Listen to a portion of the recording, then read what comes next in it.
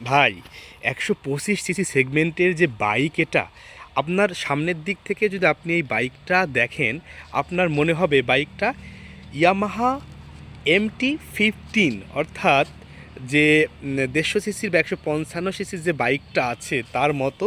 দেখেন DRL set করা আছে, আপনাকে খুবই ভালো একটা ফিল দেবে।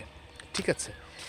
আর যদি আপনি এই সাইড থেকে ধরেন বাইকের দিকে, দেখবেন এই যে এটা সিলভার টাইপের একটা কালার, এটা ইয়ামাহা R15M এর মতো কিছুটা লুক দেবে আপনাকে।